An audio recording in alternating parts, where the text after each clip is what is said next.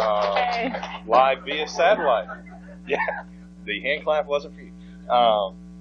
But anyway, they were supposed to, for their journal, I told them to come with questions they would ask.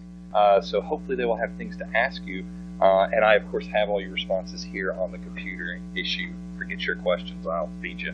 But would you like to start off saying anything, Ronlyn? I'd like to say you guys are the first class, as far as I know, in the entire world that has read this for a college course. And this is the, yay! So thank you, Chuck. And this is definitely the first video conference, so it's like weirding me out. I'm used to having a live audience, so this is weird. I'm excited, so this is fun. Chuck sent me some of the questions that you guys had typed up before, so I'm interested to hear which ones you guys ask now. And no holes barred, so ask whatever you want. Let's go. Who wants to be first? This is Travis, yeah. I'm going to try to zoom in on Travis while he talks to you. Is he behind the wall? It was a superb book. Yeah, right. He sort of is. I'm figuring the technology out as we go. It's a changing technology. It's a changing world. All right. Ask away, Travis. He's in the... Hey, Travis. There he is. What inspired you to write this book? Do you have the mic on? Yeah, I heard him. Okay. What inspired me to write this book? That's a good question. Yeah. I had an idea many years ago when I worked for a consulting firm. I worked with a team of 20 guys. I was the only woman on the team, and they were really demanding. And one of them got on my last nerve one day, and I said, you know what? If you don't stop bugging me, I'm going to come back and poltergeist you. And I thought, well, what would that be like to die and come back and be this entity that plays tricks on people all the time? I thought, well, that's a novel thought, no pun intended. And the idea stuck with me for several years, and it wasn't until I decided to get serious about my writing, and that would have been in my late 20s. I took a short story writing course, and I used that idea I had for a novel about this poltergeist and put it into the short story form.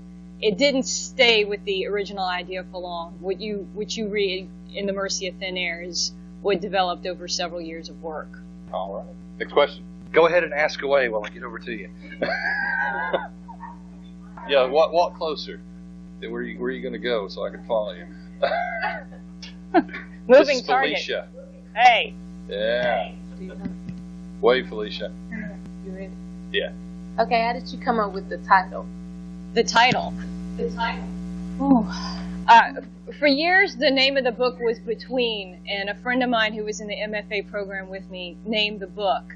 And once I got through the third draft, I thought it was done. I tried to get an agent for it. It just wasn't working out. And I'd had a couple of people I really respect tell me, I don't think you're done with the novel yet. And I sat back and I looked at it. I disagreed with some of the points that they made about what needed to be changed, but I did agree that it needed to be revised. And so I sat down with it toward the end of 2003 and started working on it again. And at that point, pieces of that novel started to click in a way they never had before. The overarching ideas that included ideas about quantum physics really started to snap into place. And there was one night in particular that I remember, probably about 6 weeks before I finished the novel and knew it was done, where I had just had this image of constellations in my head, and I was writing a scene. It was originally from Razu's perspective, talking about Andrew. And in the course of that, I had the part. It's nice to talk to people who've read the book, because most of the times I talk to people who haven't, so I can't blow the story. So this is nice. Okay, I had to have a moment there. What happened was I was sitting there writing that particular scene and working with the image of the constellations and Andrew's fear of them and awe of them as a child, and suddenly the words came out from under my fingertips that the constellations were at the mercy of thin air. And I knew at that very minute, not only had I found the unifying concept of the book, but that it was the title. And there was no doubt, and like I'm getting chills now, there was no doubt in my mind that this was the right thing to do to change it to that title. Does that answer your question? Yes, she says. Okay, away thanks. From the mic. So. Next question. I'm coming to Jillian. Oh, Hey, I'm so Jillian. far away. My question is, do you personally believe in some form of life after death? I do, but I have no idea what that is.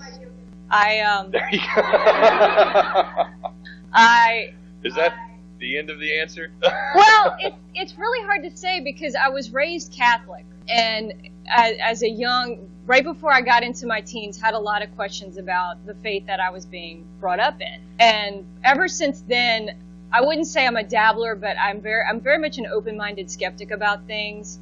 And it wasn't until I started researching quantum physics for this book that the concept of an afterlife, aside and apart from what's traditionally understood, like heaven, hell, limbo, which the Catholic Church has decided doesn't even exist anymore, it made things possible in a completely different way. So yeah, I think there is something. What that is, I have no idea. I don't necessarily subscribe to the thought that it's a place with a bunch of clouds and pretty gardens. I don't know what it is, but I think there's something else. There has to be. With all the trials we go through in this life, I really hope there's something peaceful waiting for us afterward. Thanks. We're going to Amanda first because I could get there easier. Well, she's behind the wall. This is Amanda. Are you in timeout? Yeah. She should be. Oh. Yes.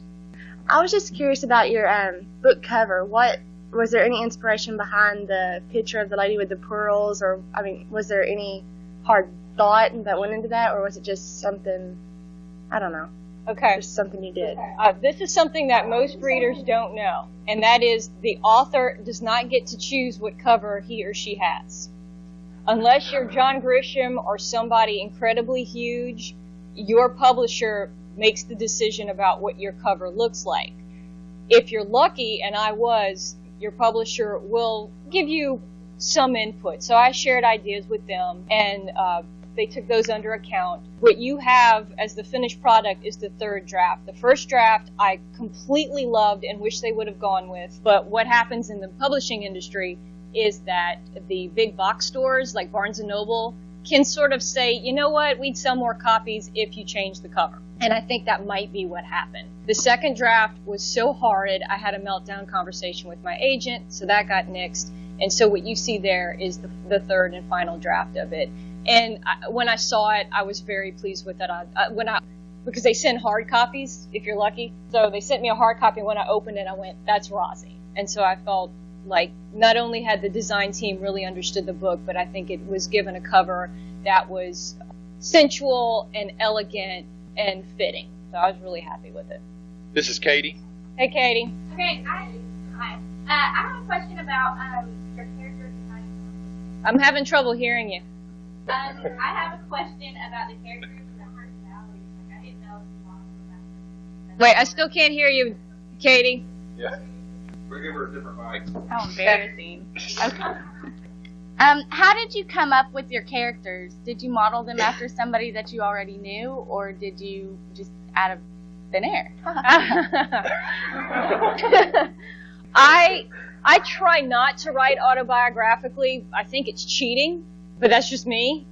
I think traits are universal, like personality traits are universal, personalities are individual. And I've had people say, well, that's me, or, people in my life who kind of identify with characters.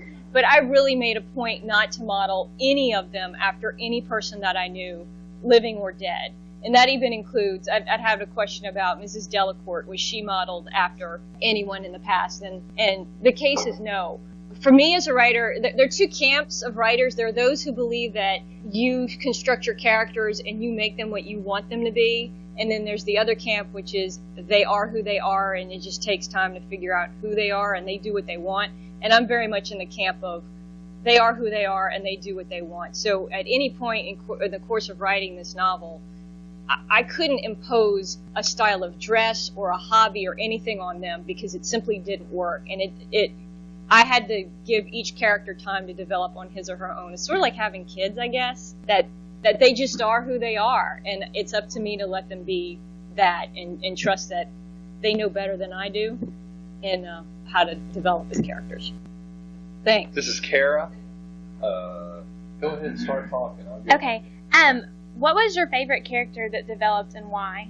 That is a good question.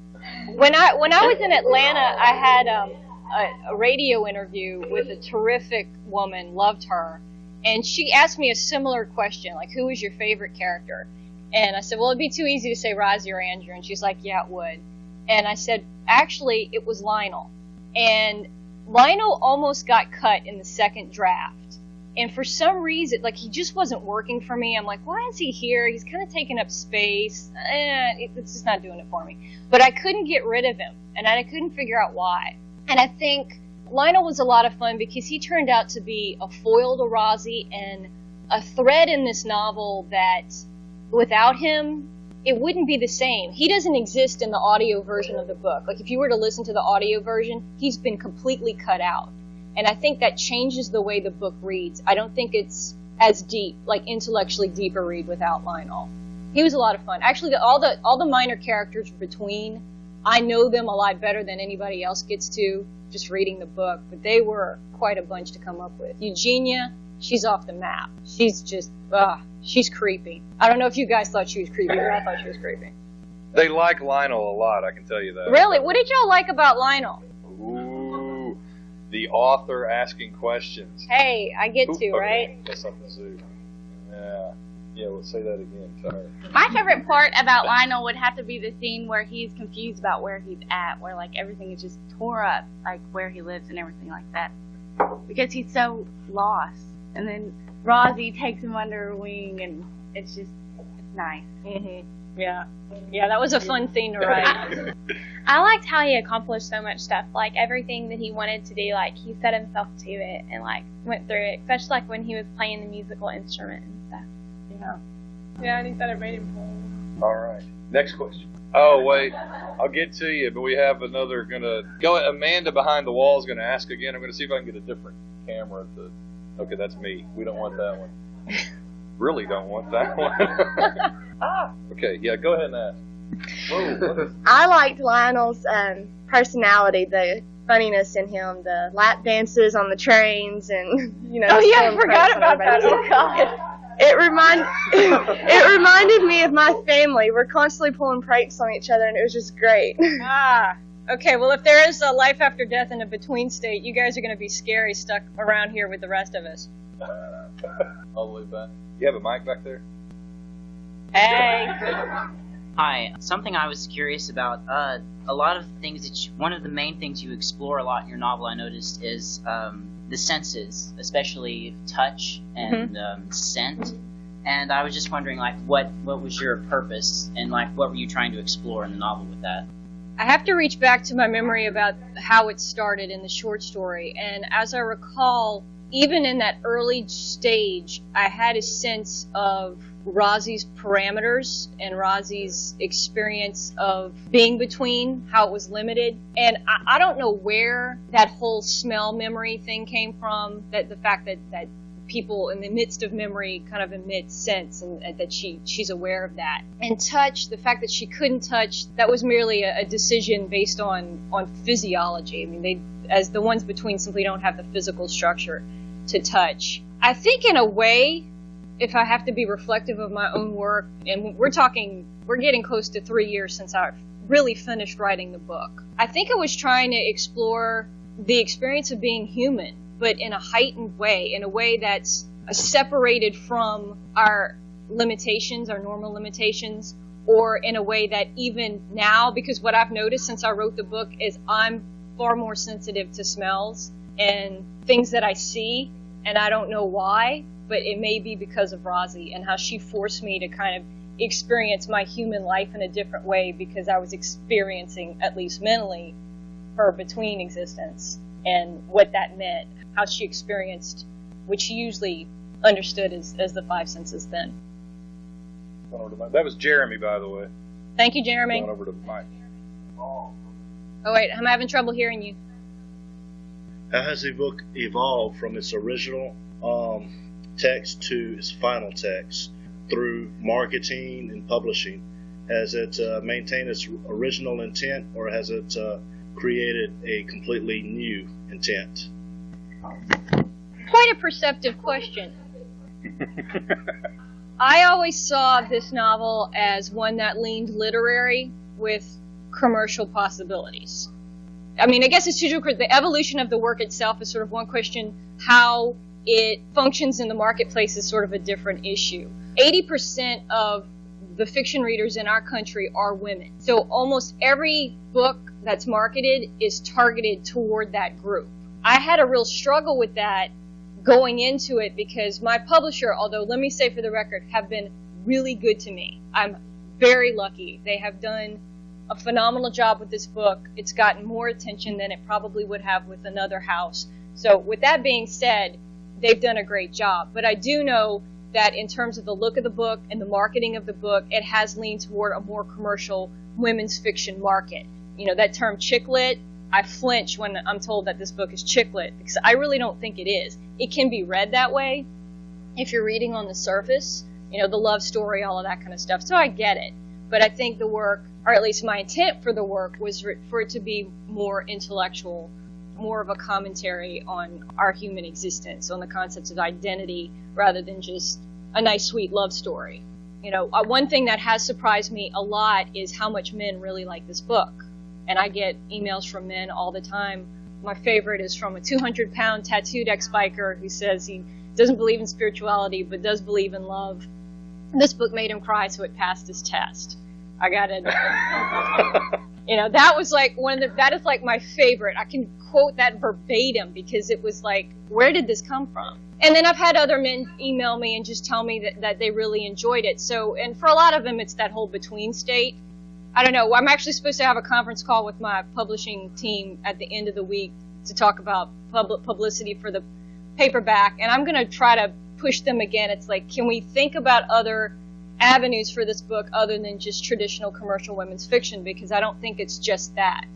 I think it's more than that. But we'll see. I can nudge, but ultimately they'll do what they want. And I just have to hope for the best, that the book will find its place in the right hands. All right. This is Wes. Wes has a question. One of my male readers who enjoyed the book very much. Thank you.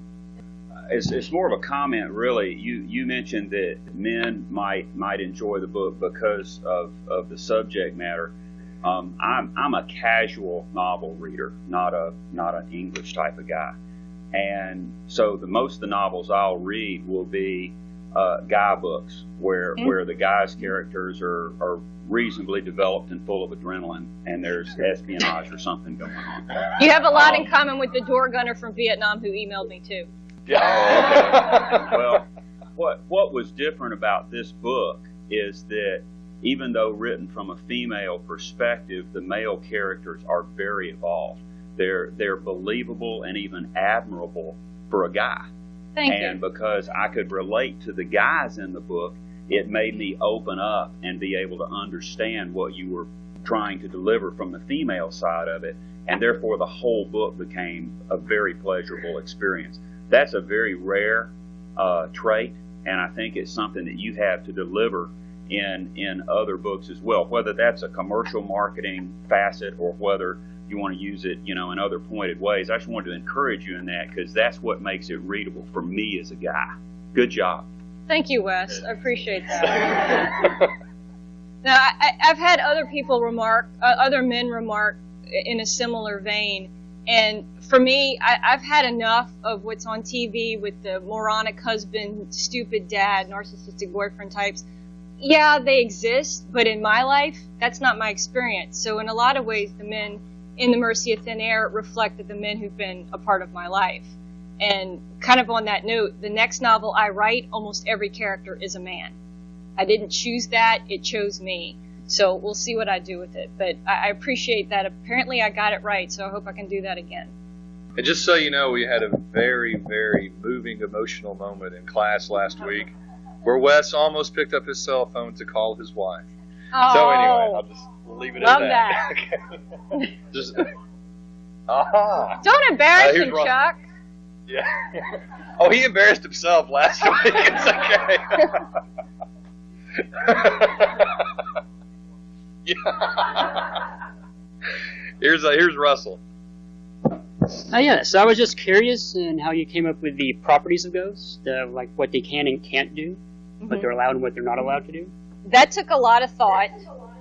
I'm having to reach back in my memory here. There must have been some point in the course of writing the novel in which I had to make a decision about what their rules were. And I don't mean just the 3 rules that you read at the beginning of the book. I mean, what are the what are the parameters of their existence? Because we as human beings have parameters, and I thought, well, they need to have them too. And so after I figured out more or less what Rosie thought she was, as I was going through the whole idea of quantum physics, that really helped me solidify, they can do this, they can't do that. I've had some people say, well, why can't they just read people's minds? And I thought, why is there the assumption that you could? I think that's also very intrusive. I don't want people who are between reading my mind. That creeped me out. So it was really just a matter of sitting down and really trying to think like one who is between. My editor calls me a method writer. I try to really get in the head of whoever it is I'm dealing with, and so that must have been what happened. Thanks. Oh, someone else has to have a question. I'll start reading them off the emails if you don't. All right. Yeah, I've told her that in the emails already. I'm going to get her comments on that. This is Johnny. It's Johnny's birthday. Happy birthday! Thanks. I was thinking the book has a lot of movie potential. I was wondering if there's ever been any talk about that, what you think about it, and who do you think would play Rosie? Okay. Now, hold on, wait. Be careful with your answer, Ronlyn, because one of their assignments in this class is to imagine if the book were a movie and who would play which character. So be careful on that part of it. Okay, well then I will. But you can talk about it in general, though. So. Okay. In terms of movie potential, my agent has sent it to movie agents. It's a whole different section of the business. And the feedback we've received is, really love the book, can't figure out how to make it into a movie. Now, I don't think it takes that much vision to figure out how to turn this book into a movie. I could do it. But that's neither here nor there.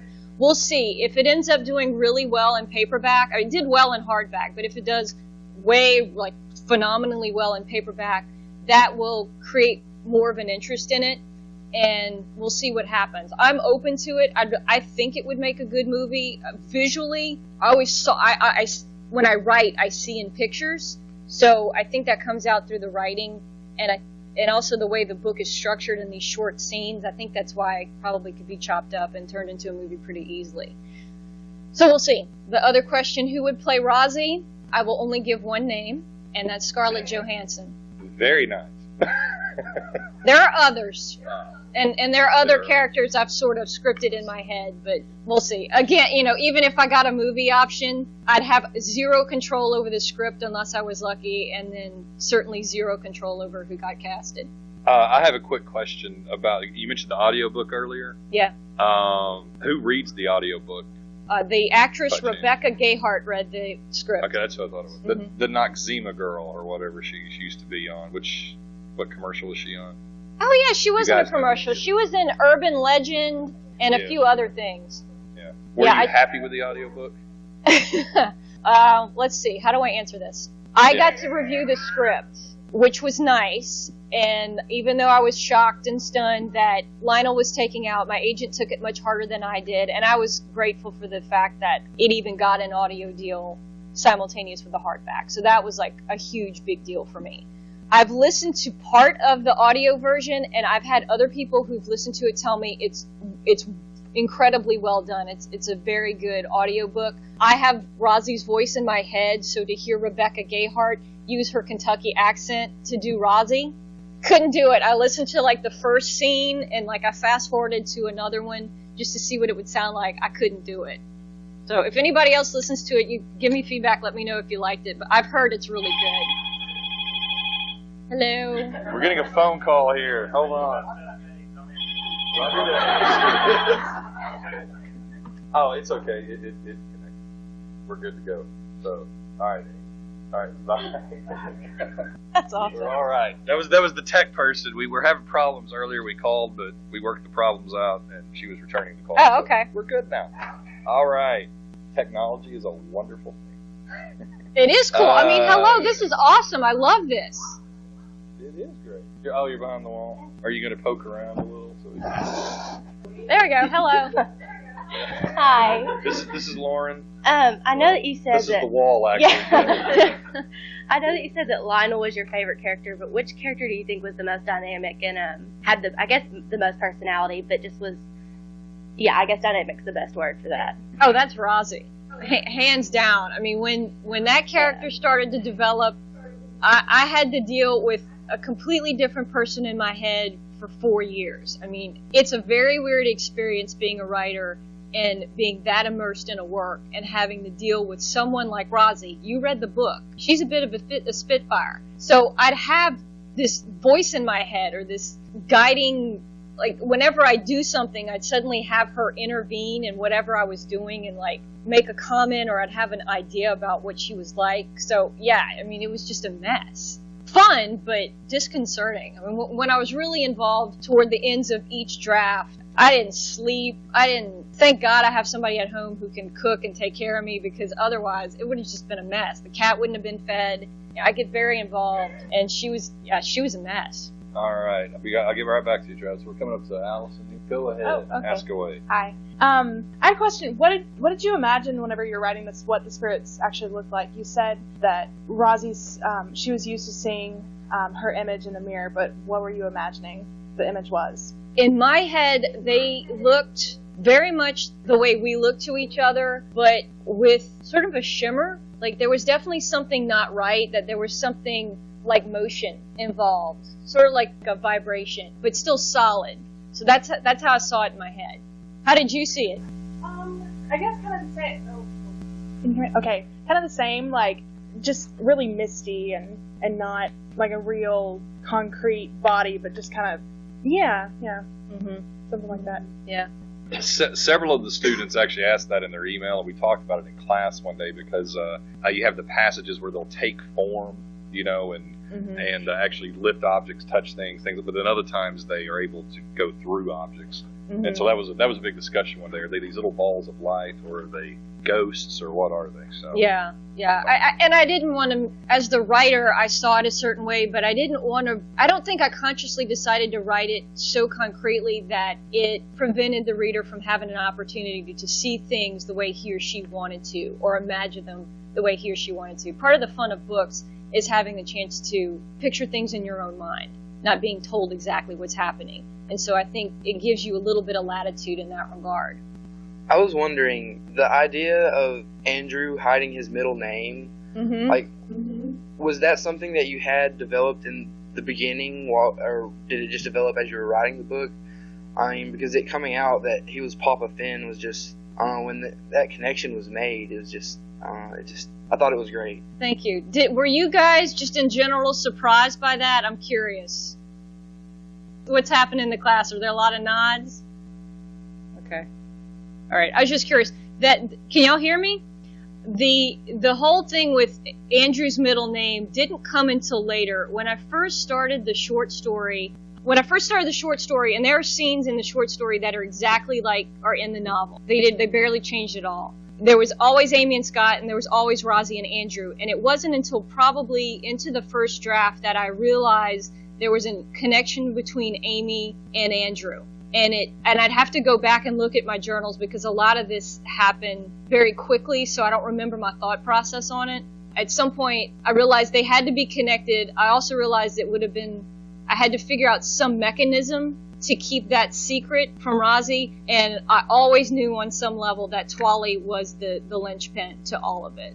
So that's how that happened. I'd really have to go back and look at the journals to see how it popped in my head. I do remember having a very long list of names that begin with P, and having to decide which one was it would be his middle name. So why did you keep Twally from telling Andrew until the very end? I mean, couldn't she have told him sooner so he would have closure on his and her relationship, and maybe that could have helped him with his next relationship? Or what was the purpose behind that? Yeah, I mean, she could have, but Twally, one thing I really love about Twally is she's so loyal. She is completely trustworthy, and her word is worth gold. And in that scene at the end of the book where she's sitting in the study with Andrew and he's smoking and he's completely wigged out, and he tells her, I don't remember the exact line, but that she's never to speak of this again, she knows too much. She takes that absolutely literally. And so when he asks her to make that promise She does. She never tells another soul what happened between Rozzy and Andrew, and it was out of respect for his feelings that she did so. I think there's a lot of room for debate whether that was really good for him, because he harbored so much grief for all of his life, and Twali could have maybe pushed him through that to heal himself faster. But that's what happened. She just kept his secret till the bitter end. This is from Lacey, who's sitting way off on the side. When writing the character of Andrew, were you at all concerned with readers believing him to be too good to be true, a sort of perfect guy cliche, or was he written in a way that reflects how Rozzy remembered him to be? Oh, he's definitely written in the way that Rozzy remembers him. Oh, yeah. I've had other readers make a point that some of the men seem idealized, and that would include Andrew. But I would say in response to that, instead of focusing on his flaws or any of the flaws of the other men, there's really more of a focus on their strengths. And that's the case with Andrew. Yeah, in some ways he is too good to be true, but if you step back and really look at him, he's not nearly as progressive as he wants to be. That there is this part of him who really would, in my opinion, at least the way I know him, there's a part of him that he denies where, he would want it to be easier, that Rozzy would just marry him and they'd have kids and he'd be a lawyer and that's how it would be easier. But at the same time, he realizes that one of the reasons he loves her is because she is who she is. She is strong. She is independent. She does have her own mind. They are able to talk about things that are interesting and not mundane.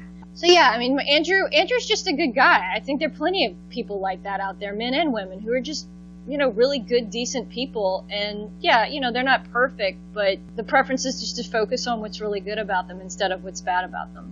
I have another one. Where did it go? I don't know. Oh, it was one of your questions. It was about the last breath. You asked that? I can't find it. Okay, fine. This is from Jillian. The whole idea of taking someone's last breath as that way to cross out of the between into the next phase. Where did that idea come from? That was a flash of inspiration. I was writing one night, and let's see, what scene would that have been that I was working on? I was probably really deep in thought about how somebody gets to move beyond. And I was probably doing a lot of thinking about Noble at the time and what he had seen and experienced. I knew he helped people move, cross over, as some would say. And because there's so much attention in the novel about breathing and how even the ones who are between don't really call the living.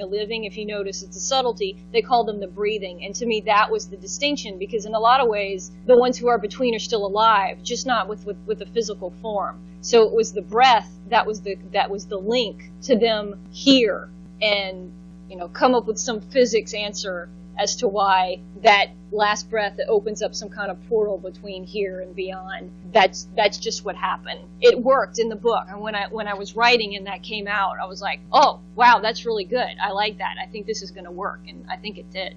They're getting shy, so I'll ask yet another one. I mean, you already said that writing autobiographical things, you could consider that cheating. Mm-hmm. But several people wanted to know specific scenes. For instance, the Valentine's Day scene. Yeah. Is that completely from your imagination, or is there any truth in that at all? 100% made up. Every single detail. Of course, because as Wes said, no guy would ever really do that. Anyway, go ahead. I didn't mean to cut you off, but no, every single detail. The only thing that I knew was that certain flowers bloomed in February. That was it. Yeah. And you have to keep in mind, I mean, my understanding of Rozzy Andrew as the person who wrote the book is, Andrew knows he's going to have to do something out of the ordinary to get his way into Rozzy's life. So the old standard would not work. Yeah, it is a rather grand romantic gesture, but it shows creativity, which I liked about him. Other questions? Okay, I had another one then. Let's see. Yeah, okay, this is about your future novels. Mm-hmm. They want to know, are you intending to write more in the same vein, either supernatural or in the romance field, or are you going to try to go on a completely different route? I know you already mentioned earlier your next novel is almost exclusively male characters. Mm-hmm. But where are you going in the future as a novelist? That remains to be seen. I don't see myself as the kind of writer who produces a very similar work with each book. I mean, there are folks who do that. And that's what they enjoy doing. Like Jennifer Weiner, all of her books are kind of in the same vein. I'm trying to think of anybody else. Off the top of my head, I can't think of anybody else. I never know what's really going to strike my interest and what's going to hold it. I started the second novel as a short story, just like The Mercy of Thin Air started as a short story. And that character has not left me. He's been in my head for about 5 years now. And I have a lot of energy about this book right now. I'm in the middle of researching it. It's going to be very different. The third novel, I have a sense of what that's going to be about, and very broadly, it's going to be about work. Not quite sure how, but it will. Romance, everything in life has a component of love in it, so I would imagine in almost every book, just by being a natural reflection of our existence as people, that there'd probably be some love interest in there somewhere. But I don't see myself sticking with a very traditional women's fiction kind of career. Whether that's to my benefit or detriment will be up to readers to decide in the coming years. I've been told I should really just stick with this, but that's not what I want to do. I have a lot more to write about and think about than just what I did. And as for whether there's going to be a supernatural element, we'll see. I like magical realism. I'm holding that open that in the course of writing each new book, there might be some aspect that plays into it. We'll see. Leon, bailing me out. Hey, Leon. I'm kind of technologically retarded, so if this doesn't work all right, then that's okay. Hey, you're doing great. Bear with me. I can hear you. All right. I just want to say, first of all, the rest of the guys in here probably, from a guy's point of view, I was really able to connect with the story and being able to relate to it. But I guess my question would be, you had Rosie and Andrew, which was supposed to be like the perfect relationship or whatever, and then you had Scott and Amy, which showed real relationships and the fact that he loved Amy so much and just wanted to help her out in her problems. And I guess the main part of the question is, what was, if any, inspiration behind making her past relationship come up now? And, because, that's something that a lot of people deal with, and it was really easy from a guy's point of view to relate to that, as far as him wanting to help her out, but her not wanting to say it because afraid of what might happen. Was there any inspiration behind that? It may simply be awareness of what people struggle with. I mean, personally, I've had people ask me, well, are you like any of the characters in the book? And the answer is no. I've never had any kind of tragedy in my life the way any of these characters have. So that came from, I suppose, an empathy for other people and what happens. And in writing Amy and Scott's story, very early on, even in the short story, I knew there was some trouble between them, and I could never put my finger on it that early. And it was through the writing of the book that it's hard to explain to someone who doesn't write novels the way these things come. It's like there are times when it's like, I didn't know she'd had a miscarriage. And like one day I'm writing, I'm like, oh my God, she had a miscarriage. And then the whole thing with Jim, she lost a fiancé in a car accident. So these things just kind of pop into my head, and they fit and they work, and they, I'm glad that they're reflective of people's lives, because I think one thing that's great about fiction as opposed to nonfiction is when we get immersed in a story that's fiction, we separate ourselves from just kind of that didactic mode of we're supposed to be learning something, and we start to empathize and see ourselves in fiction and kind of work through things and see things. That's one thing I like about it. It's just about human experience. So I don't know. I mean, that's just Amy and Scott. That was their story. I don't know how else to put it. That's just who they were. And, that's who Scott was. He was so devoted to her, and she just couldn't commit to him fully until she got Jim out of her system. Well, I just want to say again, that was probably one of the main things about this novel that made me connect with it, because it's so real, and it's so where they were sleeping in other rooms and they weren't even talking to each other because they were so pissed off, and neither one of them wanted to know, neither one of them knew what was going on really, because she didn't know how to go about telling him and he didn't know what was going on to begin with, and it was just so real. I don't know, it helped me to connect with the novel, I guess I should say. Well, thanks. Thanks. I think a lot of people go through these things. Other questions? We've got two more. I'm going to get you over to Cheryl, who's got to get to a mic. This is Cheryl. Hey, Cheryl. Hi. The way you write, as far as like the details, the way you go about describing your characters and going in and out of flashbacks, and especially the sensory details, remind me of all the ways that my creative writing professor taught me how to write fiction. And I was wondering, do you use these type of exercises when you go through the writing process, or is it something that comes more naturally? At this point, it comes pretty naturally. I mean, I've written fiction since I was a little kid, and it wasn't until my late 20s that I really started to get serious about it. At this point, it's second nature. I finally discovered my voice as a writer once I got to grad school, and I started to figure out what I like to focus on. And that is, because I'm visual in my head and I'm trying to provide that concreteness to the reader, I think that's how it comes through. Whether that's how every book is going to be, I'm not sure. I have a feeling that's probably my style, whatever that means. But that's just how I write. Some people are very abstract. I tend to be pretty concrete. I'm going to take you back to the wall. Are you going to peek around and say hi? I guess. You were talking earlier about how Rosie was kind of the voice in your head as you were writing it.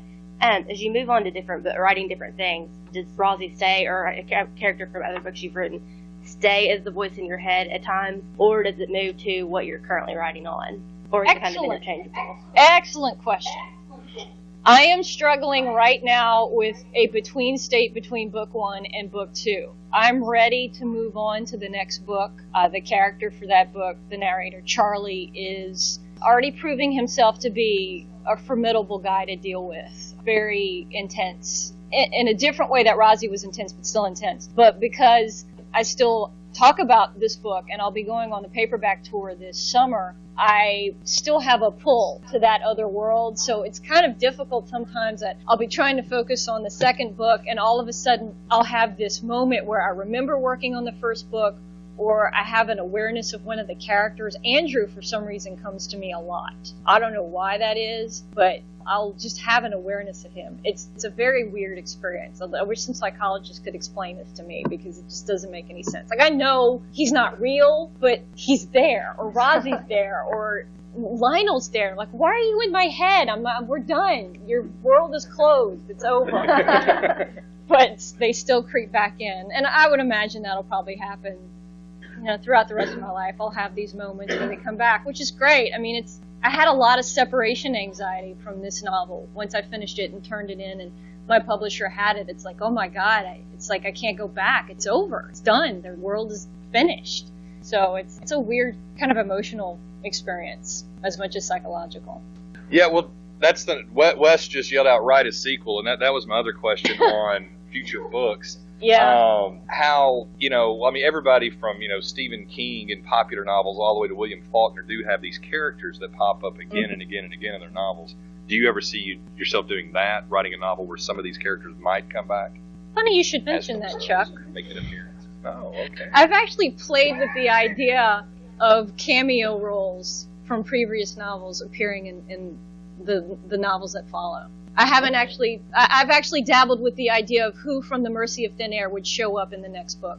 Totally unrelated. And it would really be a completely self-serving moment of amusement. Because it would have to work. The only way this will work is if the person reading the second novel understands what's happening and the character who's there works in the context of that novel, and it's not until he or she reads the other one and goes, oh, that's that character. Otherwise, it has to work. If it doesn't work, it goes. That's the rule. Yeah, okay. Well, hold on. I'm going to go back to Johnny and then come back up to Allison. Okay, so now you'll have more questions. This is good. Yeah. I was wondering where you got the names of the characters, if there's any interesting stories behind any of them. Okay.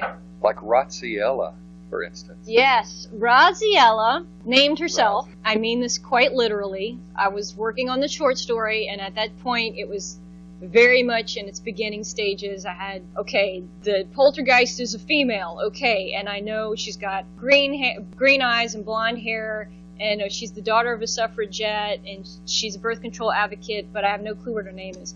And so I was driving, Chuck, you'll know this because you were here in Baton Rouge. So I'm stopped at the light at Perkins and Magnolia, which turns into Broussard. And I hear this voice in my head that says, my name is Raziella. And I was like, okay, that's your name. and so she named herself. It hasn't happened since. The rest of the characters, I do use a Name Your Baby book for when I'm working on characters, and it's more of I have to divine the name, so I may be thinking about a character and I'll be reading through names, and I don't pick the name, I sort of let them pick their own name. It's like what feels right. So that's how that happened. Twally, I don't know where the Twally came from, but that came really quickly. I don't know why. So yeah, that's usually how that happens. They sort of just tell me what they want to be called. And I can't change the name. That's the other weird thing. If I have a character name, that's the character's name. It cannot change. It's just some weird thing I do. We're back to Allison. What are your favorite things to read? Just curious. My interests really do range, but I would say if I had to pick some sort of theme in terms of what books really interest me, I like learning something new about the human experience in every book that I read. I don't care what it is. The Kite Runner was a book that I read about a year ago that I really liked, and that's because it gave me a perspective on life that I'd never had before. That's pretty much my watermark. Some books, been there, done that, or it just doesn't resonate with me. Doesn't mean it's not a good book. It just didn't fit. I had a good stretch of a few good books that I read about a year ago. I've read a few that were pretty good, but none that resonated quite the way the Kite Runner did. Really like The Time Traveler's Wife. Housekeeping by Marilyn Robinson. Her second book is Gilead. I'm not planning to wait 24 years between books like she did. That was quite a stretch, but that was a good book. And I also don't read reviews. I don't care what the reviewers have to say about other people's work. So I really go by recommendations from friends or something that piques my interest and dive in that way. Were you searching for actual author names? No. Just whatever. Yeah, that's pretty much what I was looking for. Yeah, I mean, I would like some actual authors. Actual author names. I think Margaret Atwood's one of the most amazing writers of the 20th century. Everything she does is a little bit different. Her themes are the same, but she's just got such an ear for prose, such a creative mind, such an interesting body of work that she's accumulated so far. I like John Irving, F. Scott Fitzgerald. I don't think he's a particularly good novelist, but I think he was an amazing short story writer. Mark Helprin, which blows my mind in topics of, women and men, who they gravitate toward. I find that Mark Helprin is an incredibly masculine writer. I'm not even sure what I mean by that, but I think his work is phenomenal. I love his work. People I've read recently, Kathleen Camber, not too many people have heard about her. Love her work. Lisa Tucker, Will Clark. He's really off the chart, wacky guy. Love him. He's so funny. Very Kurt Vonnegut in his writing. Yeah, I mean there are a few. I'm kind of picky. If you make my list, it's kind of a task to get on my list. Okay, I have several writing majors and minors in this class, and for some reason they're not speaking up, so I will ask the questions for them. Okay. It's a couple different ones. One is specifically about research, like what type of research did you do as far as ghosts, as far as the history that you were writing about, before you started writing, how did you gather that information? Yeah, I'll just leave it at that. Okay. I'm obsessive about research. I will absolutely have a meltdown if I find out that someone read The Mercy of Thin Air and I got a fact wrong. Like, I'm obsessive about all of these sorts of things. I tried not to do too much research on ghosts, simply because I didn't want that to color the creative process about what the ones who are between and what the between realm is like. Some of the things that I read as a child obviously kind of came through, so they're familiar things like the wrappings, moving objects, typical ghost stuff. But other than that, I stayed away from it. Aspects of it having to do with women's history, I'd always had an interest in that. So some of it I'd already had in my head, and then some of it I had to brush up on just to know, what was happening during those particular time periods. With quantum physics, I had to start from scratch. Wouldn't really recommend it, but that's what I had to do, and it ended up being for the good of the work. For the next book, right now I'm reading a lot of material about the Vietnam War and ecology. Now, how that translates into the next work, we'll see. All of that stuff ends up getting distilled into a story. I'm not so much interested in making some political statement as I am about focusing on one person in their life or his or her life and experiences. research is incredibly important. And it depends, if you just want to write a story about, a guy who has an amazing job who, is into S&M, you may not have to do that much research. You can just come up with imagination. But for me, it's very important for me to get the facts right and to really understand issues from a bigger perspective. And especially with this next book, having to deal with Vietnam, ecology, urban development, I need to read widely to figure out, or for me to be told by the person in my head, this is what I think. It's a time intensive. It's really up to the writer. All right, we're going back to Leon. You kind of talked about this earlier, but is there any kind of rhyme or reason to the way you go about starting a story, or is it just like you're driving in your car one day and you think, oh, this would be a good idea for a story and start writing on it, or do you have some idea developed beforehand and then develop it even further as you're writing?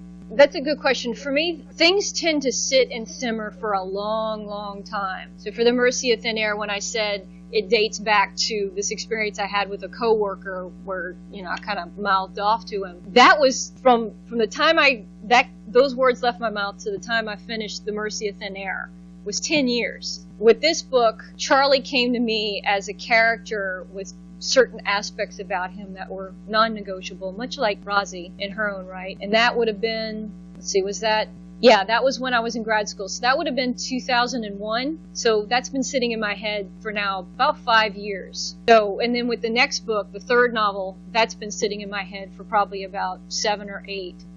I'm okay. I'm an okay short story writer. I don't think I'm that good at it. It's really whatever catches my fancy and holds me in some way long enough that compels me to write it. There's a short story I have in mind right now that I might actually start working on, and that's been in my head for about 3 or 4 years. I need a lot of time to think. Another question about writing, because we talked about on the first day, we talked about your book, and this day is a great example of this. So we were talking about how technology is really changing the way we write and the way we view writers. Mm-hmm. We specifically mentioned, I directed them to your website, and how 10 years ago, that would just have been unheard of. Yeah. For an author to have a website where they talk about their own writing. Mm-hmm. And your concept of dead darlings. Yeah. Because some of the questions were, what part of the book did you enjoy writing the most? Like, what's your favorite part of the book? But just, can you also talk to them, I guess, giving advice to some of the writers in here, as not only a writer, but a former writing teacher. Mm-hmm.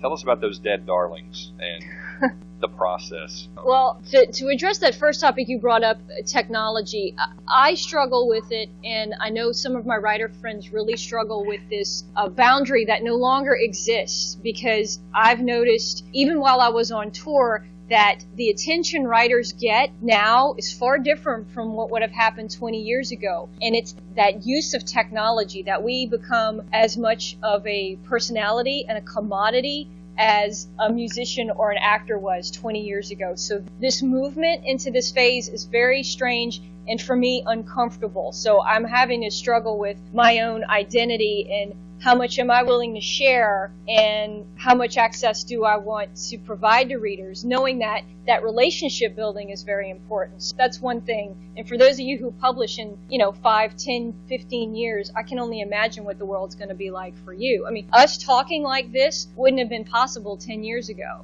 So I could very much see myself doing this several times over because the technology's there, which is a great boon for us, but also kind of psychologically, how do we deal with it? And then what was the question about writing? Oh, dead darlings. Those are tough because you are going to fall so in love with sentences and scenes. The dead darling, did you guys read any of them? I didn't expect you to. Did you? Did anyone go online and read the cutscene?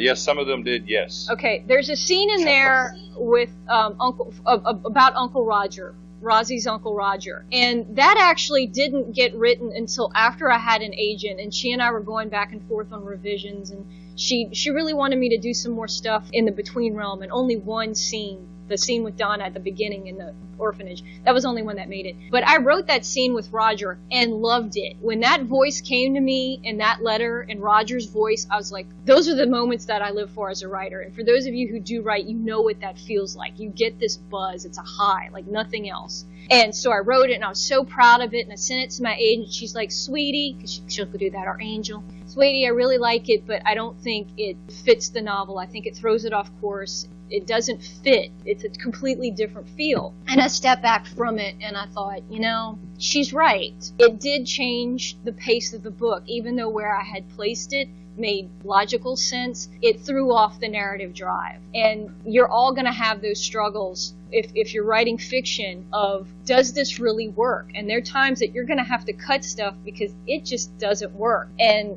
I've simply gotten the habit of saving those dead darlings, those pieces that don't fit, and saving them, because there may be a time when I'm working on another story that maybe there's a sentence or an idea in there that I would like to use at another time. But in the context of the work, it just doesn't fit. One recommendation I would give to those who are writing fiction is when you're working on your story and you feel that buzz in your gut, when you know something really feels right, listen to it. And if you finish the story and there's only 3 or 4 of those pieces, figure out what it is about those and how you can bring those together and cut the rest, because if you're not feeling it, it's not going to work, not only for you but also for your reader. We've got about 2 minutes. Any burning question? I think we're done. All right. Because I'm going to need them for a few minutes to talk about next class time. But I would like to thank you very much for joining us today.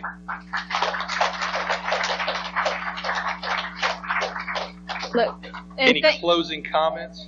Yeah, I would like to thank you, Chuck, so much for sharing this work with your students. You have no idea what an honor it is for me to have someone take my work and share it with a class and look at it as a serious work of fiction. So from the bottom of my heart, thank you so much for that.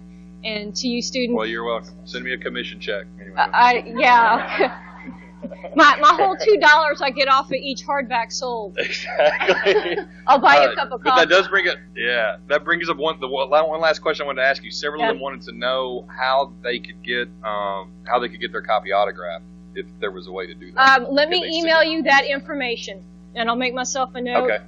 And then just in closing, I'd like to thank you guys for reading the book and asking such wonderful, insightful questions. These were great. I've spoken to several groups before, and you guys really did dig into the meat of it, and I appreciate that. So I hope that the introspection that you gave to this work, you give to many others, because I think it's through that intellectual exercise that we grow in our understanding of ourselves and other people. So I thank you very much for that, and good luck to each and every one of you in your studies. Thanks.